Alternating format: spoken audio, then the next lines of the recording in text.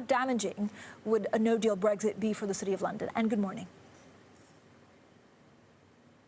Good morning. It's great to join you again. Look, we as a country, 80% of our economy is in the professional services. We're world leaders in finance, in law, in tech, in creative industries. And unfortunately, the current deal being negotiated by the government fails to address the concerns these industries have in relation to continuing to do business with our biggest trading partner, the European Union. As it is, it appears even the flimsy deal the government's negotiating may not get over the line. So we are very concerned about the possibility of a no-deal Brexit. That means not having a deal with our biggest trading partner or a deal that doesn't reflect our economy. And the irony, of course, is the USA now has a president who's putting the USA back on the world stage, and we, the UK, may become a very lonely country in the future. So what's the best hope for financial services in this very late stage in Brexit talks? Well, at the moment, it appears that a number of our sectors that were hoping for a good deal with the EU aren't included.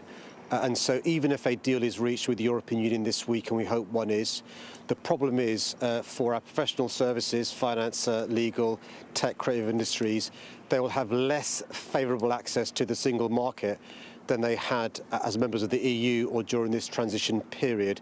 And that's why it's really important that the UK government understands the importance of issues like equivalence, financial passporting, the issue of attracting talent to London, and the fact that our ecosystem relies upon people as well as capital and services moving from London to other parts of the European Union.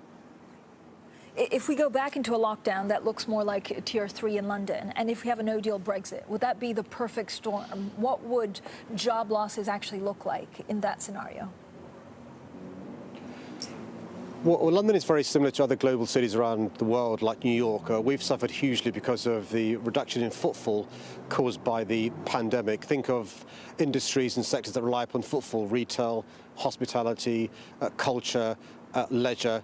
And so there's those sectors which normally contribute hugely to our country's coffers.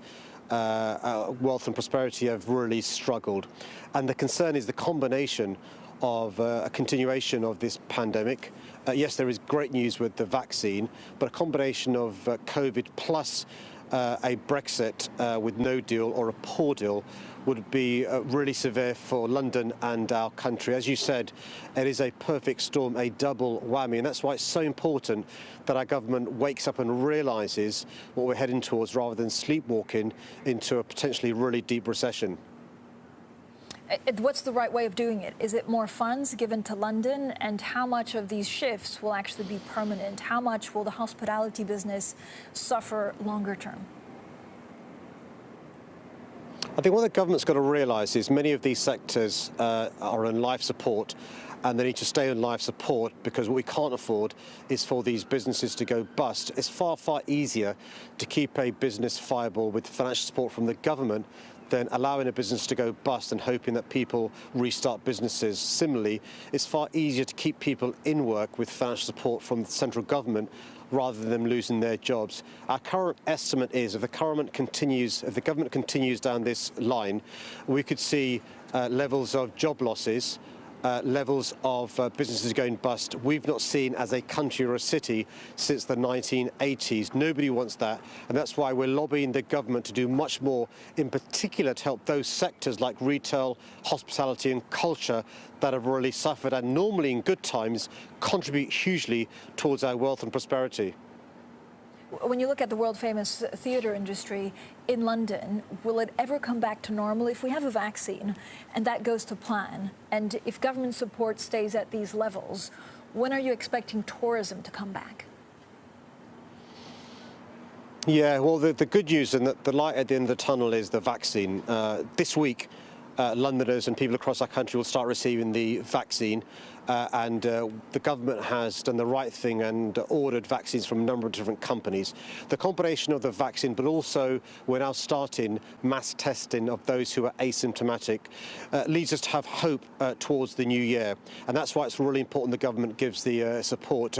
Most businesses are planning next year not to be as good as 2019, but they want to stay open and viable. We're hoping to see tourists return to our city next summer. It's really important they do so and safely, and that's why it's really important that the government continues to make progress on the vaccine, on mass testing, but also we need to really get on top of the test, trace, isolate system. It's really important if somebody has the virus, particularly if they're asymptomatic, that they know they've got the virus, they can isolate to stop the virus being passed on. We've learned a lot over the last 8-9 months. We've got to use those lessons going forward to make sure we can have a swift recovery, which is really important for our country's well-being.